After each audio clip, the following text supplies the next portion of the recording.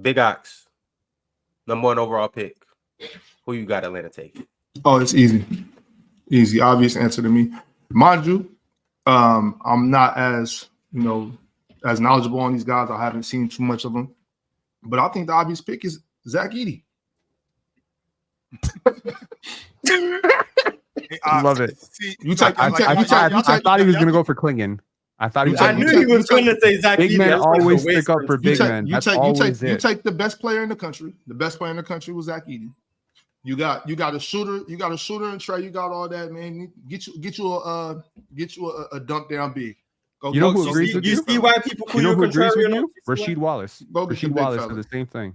Rasheed Wallace go get the big fella. That's one of Ox's favorite players. I think if you let Zach Edey drop out of the top 10, then you're doing a disservice to your squad. Y'all do know Ox isn't trolling. You do know that he's serious as a heart attack right now. Yeah, I know he's dead serious. That's why I'm laughing. Look at this dude right here. I'm just looking. I'm laughing because I know he's dead serious. Like I know he's dead serious. I like Zach Edey. Yeah, I heard her say it too. Like Ox isn't what's your problem with Zach Edey going #1? What's your issue with him? That's what I want to know, Damo. What is your problem with Zach Edey at the best player in college basketball, Damo? He's not immobile either, Chilltown. He can move. Damo, what's your problem with Zach Edey going #1? What's your problem, Damo? Damo, you don't want to be in a conversation no more? I guess not. Anyway, I'm sorry. Damo, so childish, man. So passive aggressive. Anyway, as you were saying, Ox. As you were saying. Yeah. So would you have taken Luka Garza #1 when he came out? I think Zach Edey's better than Luka Garza. That's different. Yeah, come on, bro. I don't think that's. Was he not the player of the year? Mars. Yeah, but it's not going. No, yes, it's not just player of the year. I actually think Zach Edey is dope. Like Zach Edey is. You don't think Luka Garza was dope? Mars, I'm being serious, but I'm not trying to. Here we go. I'm not trying to do this just because you don't play defense and he can't pass. Like I think Zach Edey clears Luka Garza. Like there's a reason. Look, man, like with Zach Edey, if the shooting is real, and he's saying it's real. Not yet. It's not. Look, there's a lot. There's a guy, Jonathan Mogbo. I don't know if y'all watch Jonathan Mogbo play, but I think he's friggin' fantastic. I think about players in terms of like a draft like this, where you're not looking at superstars, you're not looking at LeBron, and there's none of that coming down the draft. Okay, there's no LeBrons, there's no Victor Wembanyama. So looking at guys who can get on the court and help me win, right? As low as I was on Zach Edey to start this cycle out, the more I watched of him, the more I was like, okay, this guy does 3 things on the court that literally get him on the court every night, right? There's a lot of things he does that maybe play him off the court as well. Pick and roll coverage. Maybe he's not, defending at the level of the screen, but there's a lot of bigs that don't do that. Ivica Zubac, he's starting on a playoff team. He doesn't do that, right? Brook Lopez is a drop big. He doesn't do that, right? He was a championship center, right? Marc Gasol, I mean, he was switchable-ish, but I mean, by the time he won a championship with the Raptors, he was primarily drop, right? So I'm looking at Zach Edey and I'm like, all right, this guy can protect the paint, hypothetically. If he's not given the same load as he was with the Boilermakers, he can at least protect the paint. He can offensive rebound, and he can set godly screens. That's at least getting you on the court. If you tell me he's a top 6 player in this draft, like we look back at this 10 years from now, we say top 20 careers in this draft, Zach Edey's 6th, I believe you. He's also crazy durable. He's also crazy. The stamina is insane. For a guy who's 7'4", playing 39 minutes, the way he's playing, the only concerns I have is pace, usage, defense, transition.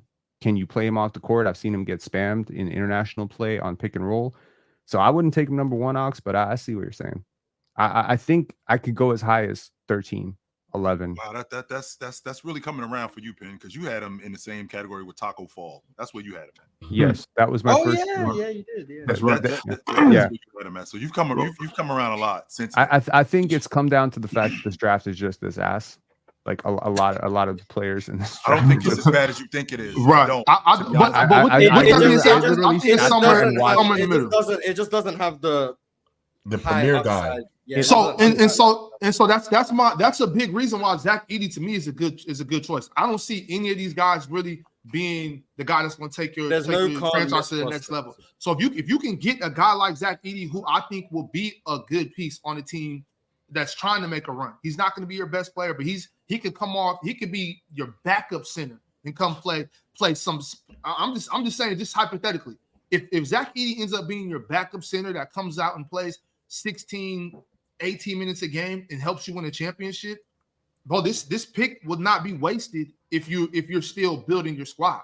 You know what I'm saying? That's all I'm saying. I don't think anybody in this draft is going to be, I don't even know. Just wait till. I mean, there will be an all-star. Like there will be at least 1 or 2 all-stars in this draft. We don't know who they are right now. It could be Stephon Castle. It could be Zachary Ricochet. It could be Alex Sarr. It could be one of those guys. And it could be someone you're not thinking about. It could be an Ease Misi.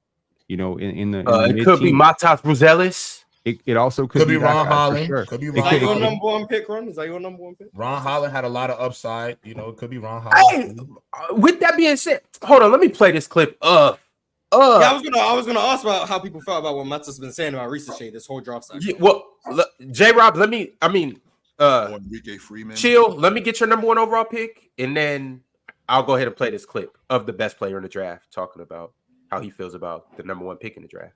Go ahead. I do think it's Ricochet. I gotta make sure I say his name. Ricochet. I'm sorry, Ricochet.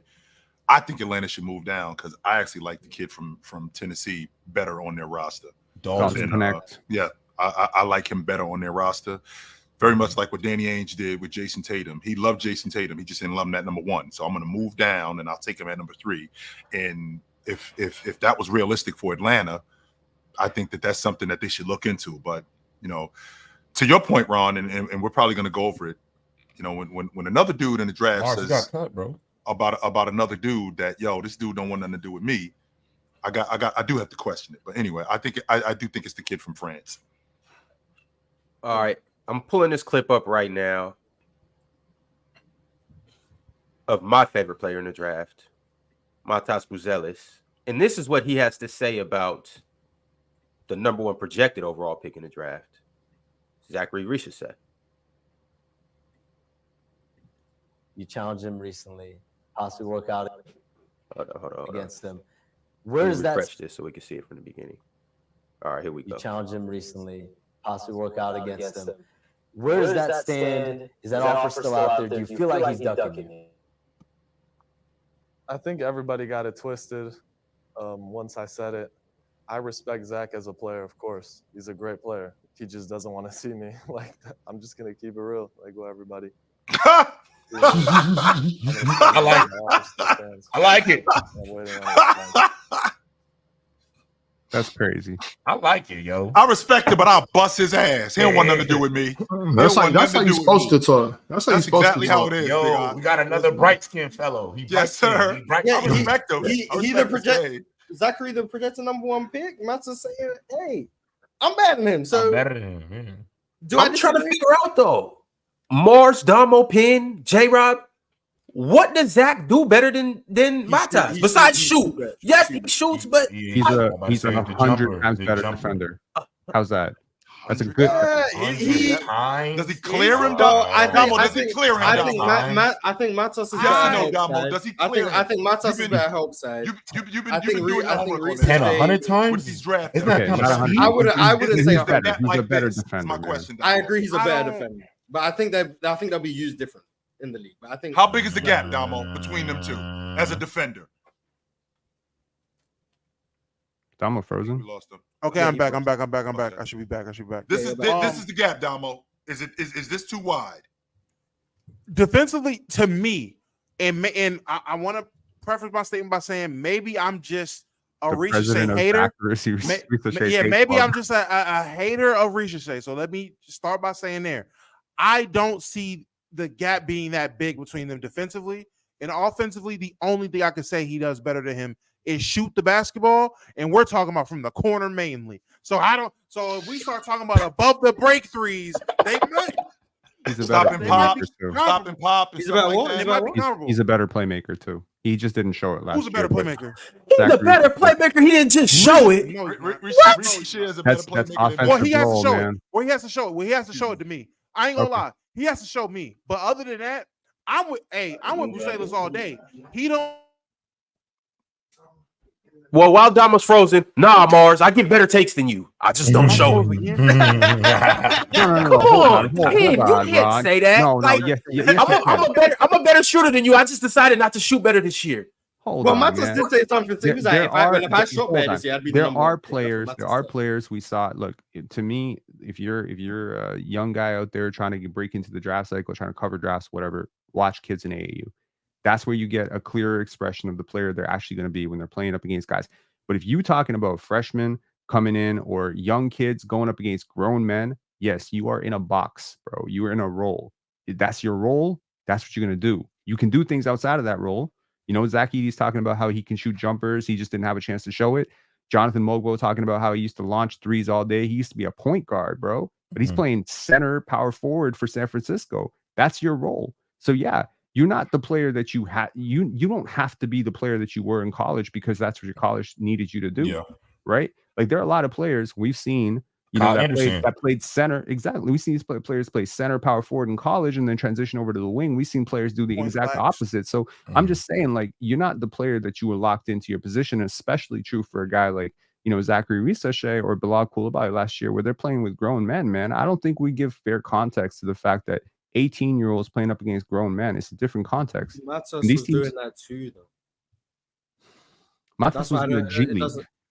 And that's fair. But he was also on a. It's still grown. No, I understand. I understand that they are grown men, you know, and you are playing against grown men. But you want to.